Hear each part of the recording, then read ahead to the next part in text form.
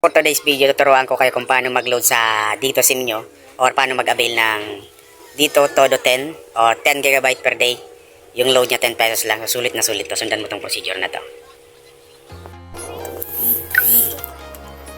Paano nga ba mag-avail ng Todo Data 10 or yung 10 GB per day ng Dito SIM? So first, punta ka sa Play Store. And then, i-download mo lang. Type mo dito sa search engine DSCM apps.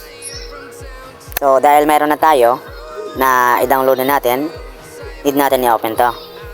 Then pag nandito na, kailangan natin, so disregard natin tong number. Huwag kayo muna magsa-sign in. Punta tayo dito kay partnership or partner with us. Then ayan, scroll down mo lang. Do you have a physical store? Then lagay mo lang is no. Next. Then dito tayo, may pipilapan tayo. Ayan. So do you have a referral? So no lang natin. Then first name, type natin yung first name. For example, ayan.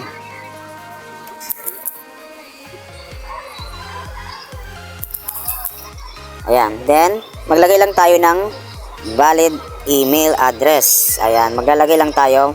Select lang tayo ng valid email address natin. For example.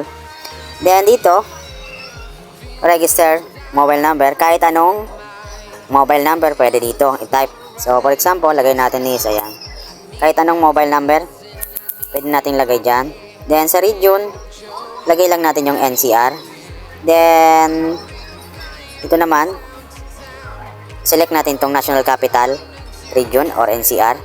And dito naman sa province, lagay natin is NCR City of Manila First District.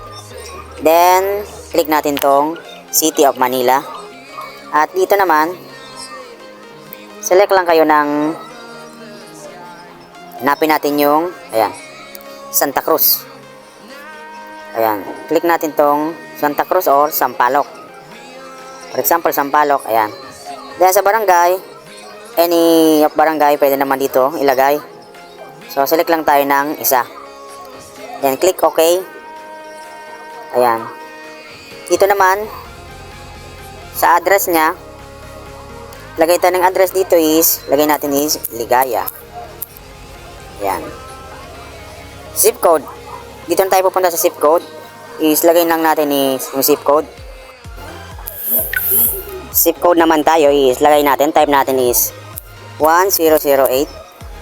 Sa business type, lagay naman natin is individual. Click OK. Then scroll down. Sa TIN ID, kahit wag nyo nang lagyan ng TIN ID. Then I agree. Click lang natin tong box. Next natin mga bossing. Ayan. Next na tayo. So manghihingi yan ng OTP code. So ayan, OTP code. One time OTP code ilalagay natin. Ayan, so i-type natin for example,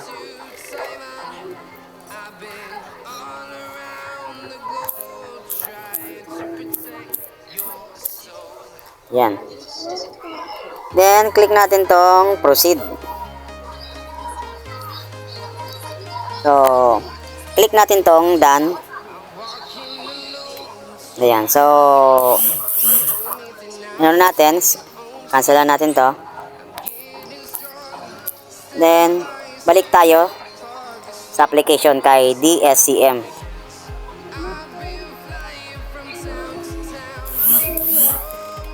So type na natin dito yung, sign in na natin yung number natin. Sign in tayo. So lagay tayo ng MPIN 6 digit yung gusto mong ilagay.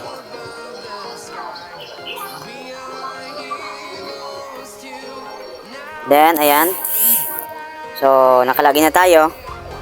Then kung gusto mo mag-avail ng kanilang promo or yung Dito Todo 10 load 10 GB customer promos, and then dito may pagpipilian tayo.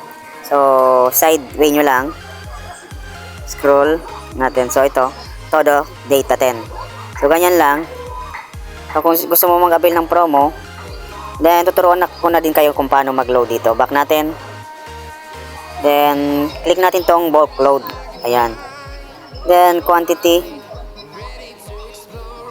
Input natin yung kung magkano yung gusto natin. For example, 20. Ayan. Click natin next. Then, submit. Dito ay meron silang mga mode of payment. Click lang natin tong mode of payment nila. So, meron silang GCash, Paymaya, Alipay, and then GrabPay. So, meron din silang debit card. So, mamili na lang kayo kung anong available nyo na e-wallet. Sa akin kasi, ginamit ko yung GCash kasi mas madali yung transaction niya. So, ganun lang po kadali yung pag-avail ng Deto 10 GB, 10 pesos per day na load. So, sulit na sulit ito mga bossing. Kaya try nyo na.